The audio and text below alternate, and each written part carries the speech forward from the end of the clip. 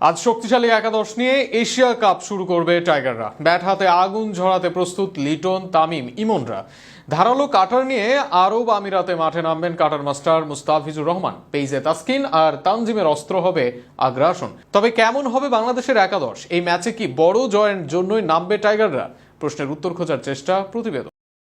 আজ এশিয়া কাপে নিজেদের প্রথম ম্যাচে মাঠে নামছে বাংলাদেশ দল। যদিও হংকং অপেক্ষাকৃত দুর্বল দল, তবুও এই ম্যাচের উপর নির্ভর করছে অনেক কিছুই। তাই টাইগাররা শক্তিশালী একাদশ নিয়েই মাঠে।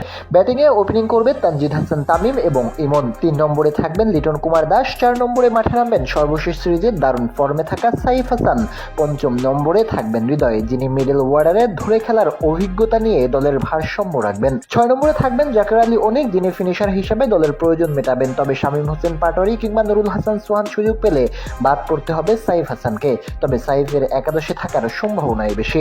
7 নম্বরে দলের ভাইস ক্যাপ্টেন শেখ মাহাদির সুযোগ পাওয়ার সম্ভাবনা রয়েছে। 8 নম্বরে থাকবেন নাসুম আহমেদ অথবা রিশাদ হোসেন। শুরুতে বোলিং এর জন্য এগিয়ে থাকছেন শেখ মাহাদি ও রিশাদ, যেহেতু তারা ব্যাট হাতে নাসুমের চেয়ে এগিয়ে থাকবে। তবে বাহাতি হিসাবে সুযোগ পেতে পারেন নাসুম আহমেদও। 9 নম্বরে থাকবেন তানজিম সাকিব। 10 নম্বরে মাঠে নামবেন মুস্তাফিজুর রহমান। একাদশের শেষ 11 নম্বরে থাকবেন তাসকিন আহমেদ। এই তিনজনই দলের মূল পেস আক্রমণ। তাসকিন ইনজুরি কাটিয়ে ফেরার পর ছন্দে আছেন। মুস্তাফিজুরের অভিজ্ঞতা দেখাচ্ছেন আর তানজিম ব্যাট বোলিং এ দুই দিকেই দলের জন্য গুরুত্বপূর্ণ ভূমিকা রাখবেন বলে প্রত্যাশা ভক্তদের। যদিও হংকং এর বিপক্ষে মাঠে নামছে বাংলাদেশ, এই ম্যাচ দিয়ে তাদের আত্মবিশ্বাস বাড়ানো প্রয়োজন। পাশাপাশি ভালো রান রেট বাড়ানো গুরুত্বপূর্ণ, যাতে পরবর্তী ম্যাচে সমস্যা না হয়।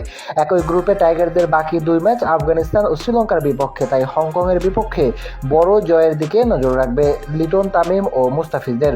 আজ রাত 8:30টায় শুরু হচ্ছে বহুল প্রতীক্ষিত টাইগারদের এশিয়া কাপ 2025 সফর।